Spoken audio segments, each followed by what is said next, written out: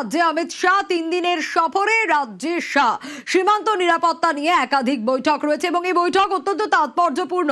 বৈঠকে যোগ দিতে উত্তরবঙ্গে মুখ্যমন্ত্রী শুভেন্দু অধিকারী। আরো ডিটেল আপডেট নেব এই বিষয়ে। সোমরাজ রয়েছে আমার সঙ্গে, সোমরাজের কাছ থেকেই জানবো। সোমরাজ, রাজ্যে অমিত শাহ এবং আজ বৈঠক রয়েছে সীমান্ত নিরাপত্তা নিয়ে। আমরা শুরু থেকে দেখেছি সীমান্ত নিরাপত্তা নিয়ে বড় বার করেই সীমান্ত নিরাপত্তার দিকেই খেয়াল রেখেছেন কেন্দ্রের সরকার এবং রাজ্যের সরকারও, এবং রাজ্যে বিজেপি আসার পরে ডাবল ইঞ্জিনের সরকার। আজকে এই বৈঠক যথেষ্ট তাৎপর্যপূর্ণ, কতটা গুরুত্বপূর্ণ, কি উঠে আসতে পারে এই বৈঠক থেকে? দেখো, সীমান্ত সুরক্ষাই অন্যতম নজর এবং সীমান্ত সুরক্ষায় জিরো টলারেন্স, আর সেই কারণেই আজকের বৈঠক যথেষ্টই গুরুত্বপূর্ণ। যে বৈঠক দুপুর 2টোর পর উত্তরকন্যাতে হবে। মোট 3টি বৈঠক করবেন কেন্দ্রীয় স্বরাষ্ট্রমন্ত্রী অমিত শাহ, কিন্তু তার মধ্যে যে বৈঠকে সবার নজর তা হচ্ছে সীমান্ত সুরক্ষায় কেন্দ্রীয় স্বরাষ্ট্রমন্ত্রী অমিত শাহ তিনি ফের কি নির্দেশ দেন। তার কারণ আজকে তিনি যে বৈঠক করতে চলেছেন সেখানে তুমি দেখেছো ইতিমধ্যে বিএসএফকে রাজ্য সরকার 1000 একরেরও বেশি জমি ইতিমধ্যেই হস্তান্তর করেছে। আর কিছু জমি হস্তান্তরের প্রক্রিয়া বাকি রয়েছে, সেগুলিও দ্রুত প্রক্রিয়া শেষ হয়ে যাবে বলেই আশাবাদী রাজ্য প্রশাসন। পাশাপাশি তুমি দেখেছো যে চিকেন স্নেক নিয়েও আজকে আলোচনা হতে চলেছে। এই চিকেন স্নেকের জন্য ইতিমধ্যেই আইটিবিপি ও বিএসএফ এর তরফে জমি চাওয়া হয়েছে। রাজ্য সরকারের তরফে আইটিবিপি প্রায় 1000 একর জমি চেয়েছে, বিএসএফও কয়েকশো একর জমি চেয়েছে। মূলত এই চিকেন স্নেক এলাকায় পরিকাঠামো তৈরি করতে চায় আইটিবিপি বিএসএফ। তা নিয়েও আজকের বৈঠকে আলোচনা হতে চলেছে বলেই সূত্র মারফত খবর। তৃতীয়ত, সীমান্ত সুরক্ষায় এই চিকেন স্নেক এলাকায় আর কি পরিকাঠামো গড়ে তোলা যেতে পারে তা নিয়েও আলোচনা করা হতে পারে বলে মনে করা হচ্ছে। দুপুর 2টো থেকে যে বৈঠক হবে বিকেল 4টে পর্যন্ত, তা মূলত সীমান্ত সুরক্ষা নিয়েই বৈঠক করবেন কেন্দ্রীয় স্বরাষ্ট্রমন্ত্রী অমিত শাহ। এর পরবর্তী বৈঠক হবে সেটি হলো বিশেষত ভারতীয় ন্যায় সংহিতা আইন কার্যকর করা নিয়ে। তুমি দেখেছো 2024 সালে কেন্দ্রীয় সরকার ভারতীয় ন্যায় সংহিতা আইন কার্যকর করার কথা বললেও তৎকালীন রাজ্য সরকার ভারতীয় ন্যায় সংহিতা আইন কার্যকর করতে গড়িমসি করেছে। মুখ্যমন্ত্রী শুভেন্দু অধিকারী নবান্ন সভাঘর থেকে তা নিয়ে সরব হয়ে বলেছিলেন, রাজ্য পুলিশকে নির্দেশ দিয়েছিলেন দ্রুত ন্যায় সংহিতা আইন এ রাজ্যে কার্যকর করতে। এবং তারপরেই রাজ্য পুলিশের শীর্ষ আধিকারিকরা প্রায় 1 মাস ধরে নিরলস পরিশ্রম করে এই ভারতীয় ন্যায় সংহিতা এই জায়গা থেকে জানতে চাইবো, এই বৈঠক তো যথেষ্ট গুরুত্বপূর্ণ, কারণ সীমান্ত সুরক্ষায় জিরো টলারেন্স বারবার বলা হয়েছে। আজ দিনভর কি কর্মসূচি রয়েছে স্বরাষ্ট্রমন্ত্রীর?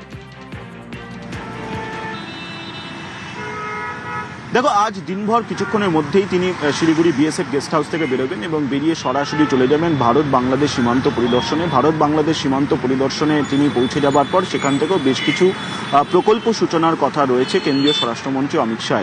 সেখানে দুপুর 1টা পর্যন্ত থাকবেন কেন্দ্রীয় স্বরাষ্ট্রমন্ত্রী এবং তারপর তিনি উত্তরকন্যায় পৌঁছে যাবেন। উত্তরকন্যায় পৌঁছে, যেটা বলছিলাম তোমাকে, পরপর 3টি বৈঠক করার কথা রয়েছে কেন্দ্রীয় স্বরাষ্ট্রমন্ত্রী, এবং তারপর রাত 8টা নাগাদ তিনি কলকাতার উদ্দেশ্যে রওনা হবেন। কলকাতায় আজ পৌঁছে আলিপুরের সৌজন্যতে তিনি থাকবেন এবং আগামীকাল আলিপুরের সৌজন্যতেও একাধিক বৈঠক করবেন কেন্দ্রীয় স্বরাষ্ট্রমন্ত্রী। আগামীকালও কেন্দ্রীয় স্বরাষ্ট্রমন্ত্রী অমিত শাহ দক্ষিণবঙ্গের সব জেলার জেলাশাসক, পুলিশ সুপার, পুলিশ কমিশনারদের নিয়ে বৈঠক করবেন রাজ্যের আইন শৃঙ্খলা নিয়ে। সেই বৈঠক করার পর ন্যাশনাল লাইব্রেরিতে একটি অনুষ্ঠানে যোগ দেবেন কেন্দ্রীয় স্বরাষ্ট্রমন্ত্রী। এরপর বিশ্ব বাংলা কনভেনশন সেন্টারে আমুল প্ল্যান্টের আনুষ্ঠানিক শিলান্যাস করার কথা কেন্দ্রীয় স্বরাষ্ট্রমন্ত্রী, এবং তারপর আগামীকাল সন্ধ্যাবেলায় দিল্লির উদ্দেশ্যে রওনা দেবেন। সোনিয়া। বেশ সোমরাজ।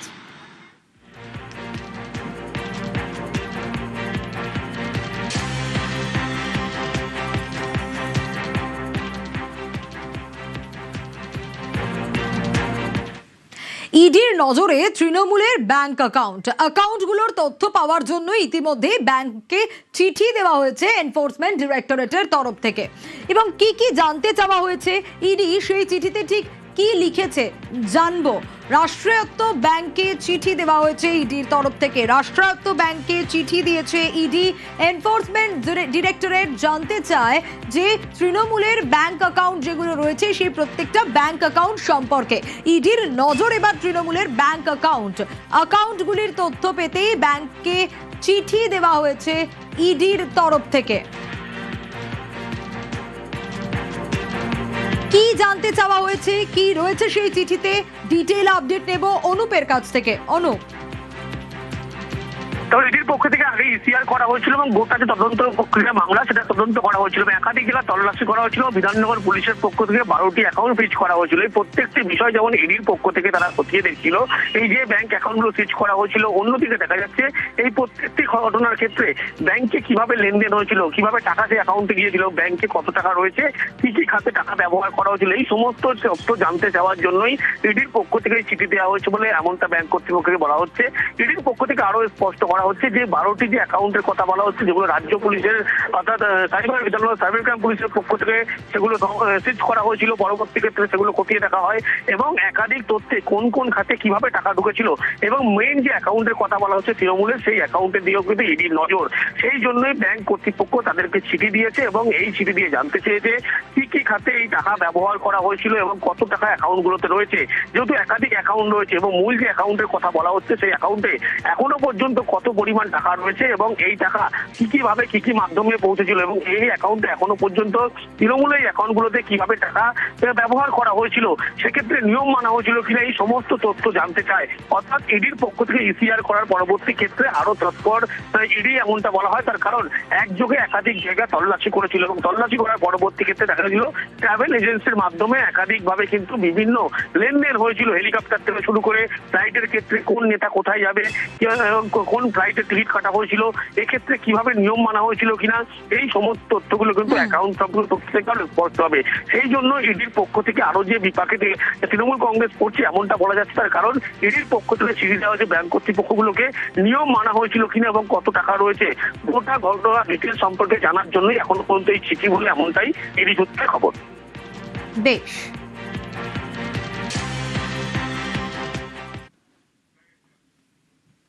বৃহস্পতিবার হাওড়া শুটার দময়ন্তী সেন তিনি বাড়ি থেকে বেরিয়েছিলেন, কিন্তু তারপর থেকে তার কোনো খোঁজ পাওয়া যাচ্ছিল না।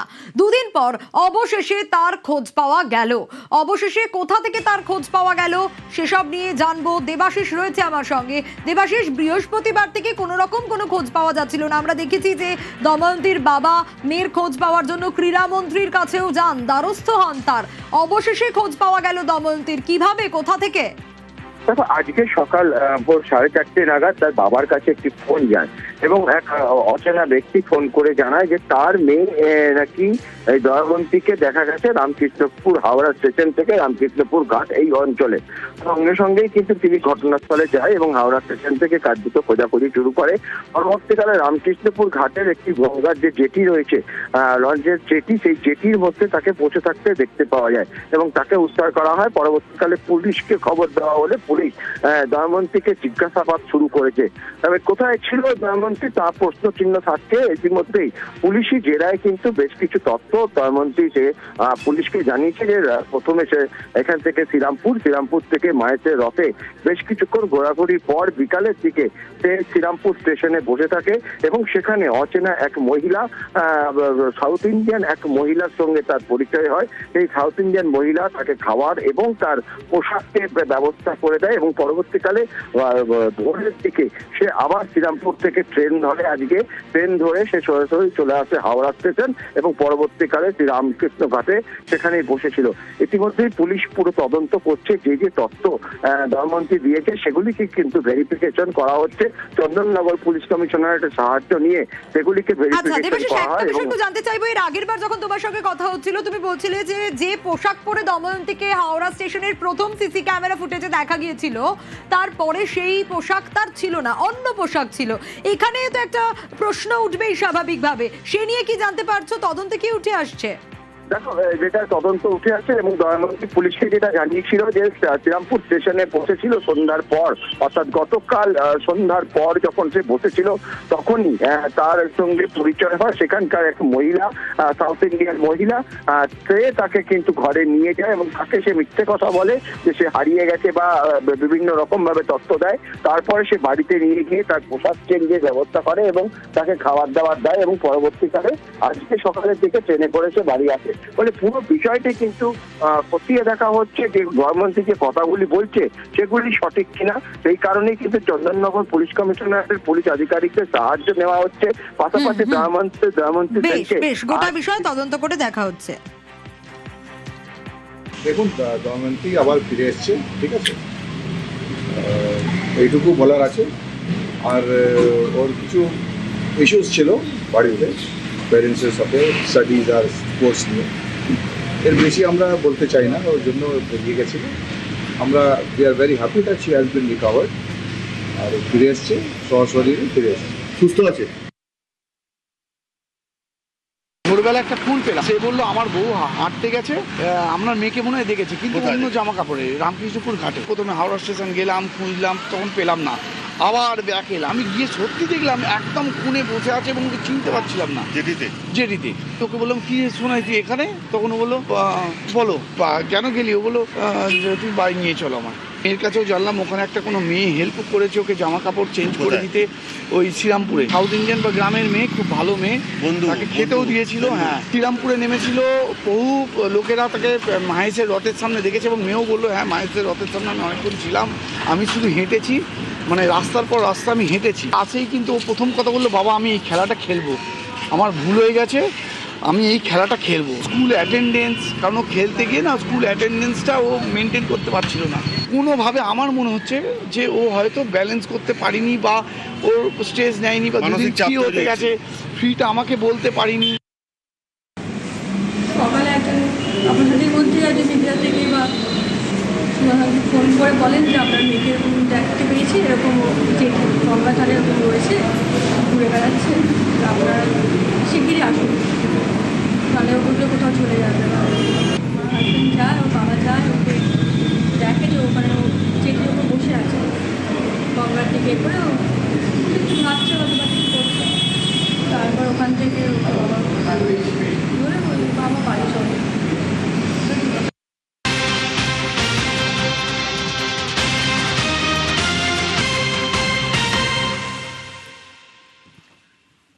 আমডাঙ্গার চণ্ডীগড়, সেই আমডাঙ্গার চণ্ডীগড়ে টেন্ডার ছাড়াই সরকারি গাছে কোপ। কিন্তু প্রশ্ন উঠছে স্বাভাবিকভাবে যে কাদের বিরুদ্ধে অভিযোগ? তৃণমূলের পঞ্চায়েতের মদতেই নাকি গাছ কেটে বিক্রি। দেখি কি অভিযোগ উঠে আসছে। জিয়াউল রয়েছে আমার সঙ্গে। জিয়াউল, সরকারি গাছ কেটে পাচারের অভিযোগ কাদের বিরুদ্ধে? কতদিন ধরে চলছে এই কাজ?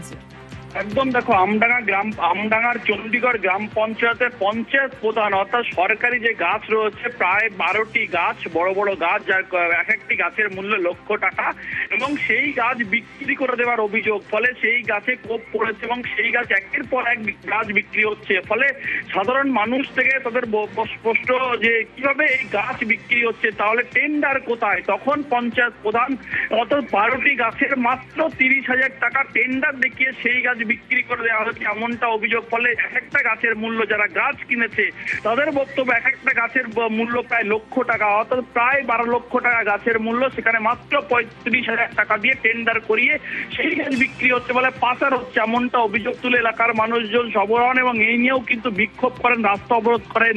ওদের একটাই দাবি যে কেন সরকারি গাছ বিনা টেন্ডারে বিক্রি হচ্ছে তা নিয়ে কিন্তু তারা প্রতিবাদ করেন, অর্থাৎ গাছ কোনো রকম ভাবে বিক্রি করা যাবে না। কিন্তু পঞ্চায়েত প্রধানের দাবি ঝড়ে গাছগুলো হেলে গেছিল, ফলে রাস্তা এবং কৃষি জমিতে পড়ায় সেই গাছ বিক্রি করে দেওয়া হয়েছে। ফলে তারা মানতে চাইছেন না, তারা চাইছে তদন্ত করে গাছ কাটা বন্ধ, এমনটা অভিযোগ এলাকার মানুষের। এবং তদন্ত চলুক। বেশ, অন্যায়ভাবে গাছগুলো কাটা হচ্ছে, কিভাবে কাটা হচ্ছে যাচাই করতে যাওয়ার পরে যারা গাছ কাটছিল তাদেরকে জানতে চাওয়া হয় যে গাছের কি টেন্ডার দেওয়া হয়েছে, গাছের কাটার কোনো অনুমতি কি পেয়েছেন প্রধানের কাছ থেকে। তখন উনি সবকিছু ফেলে রেখে গুটিয়ে পালিয়ে যায়। আমাদের মনে হয় এটা সম্পূর্ণ দুর্নীতি হয়েছে। চুরি হয়েছে অভিযোগটা মিথ্যে, কারণ ঝড়ে কতগুলো গাছ পড়ে গেছিল, রাস্তায় পড়লে পাবলিকের যাতায়াতের অসুবিধা, আর যাদের জমিতে পড়লে তাদের ফসলের অসুবিধা হচ্ছে। আর জমিতে যাদের পড়েছে বা রাস্তায় পড়েছে তারা পাবলিক কি করেছে, একটু কেটে সরিয়ে দিয়েছে যাতায়াতের মানে সুবিধার জন্য, বা যাদের জমিতে ফসলটা নষ্ট হচ্ছে তো কেটে সরিয়ে দিয়েছে। আমরা নোটিশ করে গাছগুলো বিক্রি করার জন্য নোটিশ করি আর কি। আমাদের দাবি, আমাদের এখানে বেআইনিভাবে একটা গাছ কাটা হয়েছে, এমনকি আমাদের চণ্ডীগড় পঞ্চায়েতে 12টা গাছ বেআইনিভাবে কেটেছে। অঞ্চলে গেলাম, গিয়ে প্রধানকে জিজ্ঞাসা করলাম, প্রধান বলছে এরম 12টা গাছের কথা বলা হয়েছে। বললাম টেন্ডার দেখাও, ওরাও দেখাতে পারেনি, প্রধানও দেখাতে পারেনি।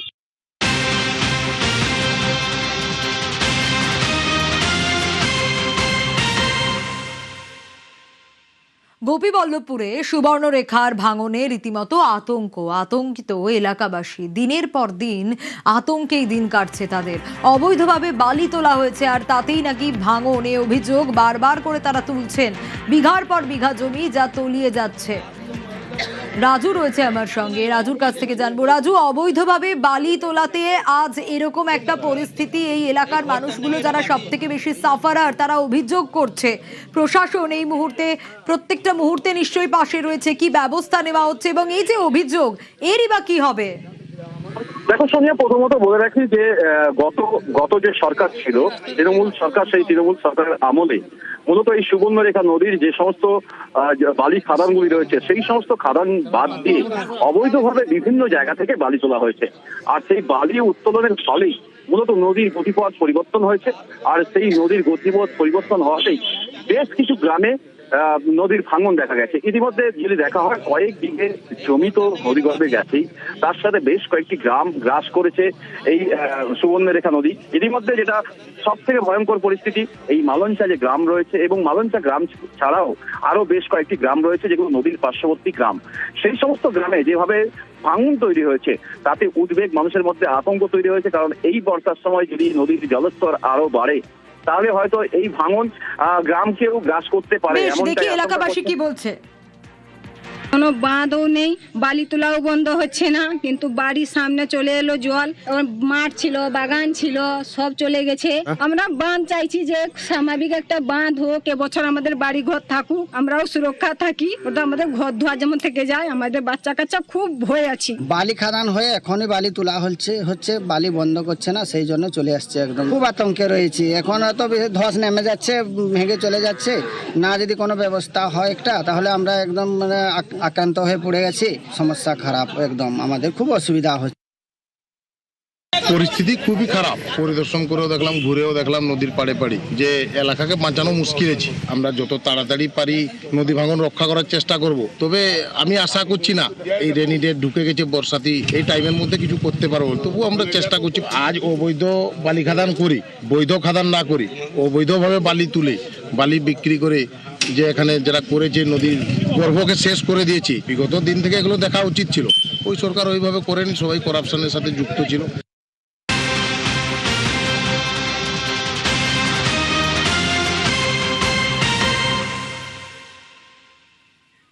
এবং এ বিষয়ে আরো একটা ইনফরমেশন দেব, যেখানে নাগারে বৃষ্টি আর ঝাড়গ্রামে পর নদীগুলো ফুসছে। বিভিন্ন এলাকা ক্ষতিগ্রস্ত। যে ছবি দেখাচ্ছিলাম ভাঙন আতঙ্কের, কোন কোন এলাকায় এরকম পরিস্থিতি জানবো রাজুর কাছ থেকে। কোন কোন এলাকায় জলস্তর বাড়ছে রাজু? এখনো পর্যন্ত গতকাল থেকে যেভাবে অনবরত বৃষ্টি হচ্ছে এবং সকালের দিকে যেভাবে বৃষ্টি হয়েছে, সেই বৃষ্টির ফলেই বিভিন্ন যে নদীগুলো রয়েছে, যেমন কংসাবতী নদী, তারাফেনী নদী, সুবর্ণরেখা এবং ডুলুং, বিভিন্ন যে নদীগুলো রয়েছে সেই নদীর জলস্তর বাড়তে শুরু করেছে, ইতিমধ্যে ফুসতে শুরু করেছে। ইতিমধ্যে যদি দেখা হয় বাঁকুড়ার সাথে ঝাড়গ্রামের যে যোগাযোগ তা বিচ্ছিন্ন হয়েছে। কারণ এই ভরা বর্ষাতে ঢোলঘাট যে কজওয়ে রয়েছে সেই কজওয়ের উপর দিয়ে জল বইছে, যার ফলে বাঁকুড়ার সাথে সম্পূর্ণ যোগাযোগ বিচ্ছিন্ন হয়েছে। অপরদিকে নদীর উপর যে অস্থায়ী শেকো দিয়ে পারাপার করছিল কংসাবতী নদীর সাথে যে শেকো, সেই শেকোর সাথে মেদিনীপুরের সাথে যে সহজে যোগাযোগের যে পথগুলি রয়েছিল সেই সমস্ত পথগুলি অনেকটা বিপর্যস্ত। ইতিমধ্যে যদি দেখা হয় ঝাড়গ্রামের চুবকা এলাকায় যে নদীর উপর শেকো ছিল, সেই শেকো ভেঙে যাওয়াতে মেদিনীপুরের সাথে ঝাড়গ্রামের এই চুবকা এলাকার যে যোগাযোগ তা সম্পূর্ণ বিচ্ছিন্ন হয়েছে। কারণ কংসাবতী নদীর যে জলস্তর সেই জলস্তরও বেড়েছে। অপরদিকে দুলুং এবং সুবর্ণরেখা এই দুই নদীর জলস্তর আরো বাড়তে শুরু করেছে। এভাবে যদি অনবরত বৃষ্টি হতে থাকে, সেক্ষেত্রে যদি আবার ঝাড়খণ্ডের যে জলাধার রয়েছে সেখান থেকে যদি জল ছাড়ে, তাহলে হয়তো আরো আশঙ্কা বাড়ছে। বেশ।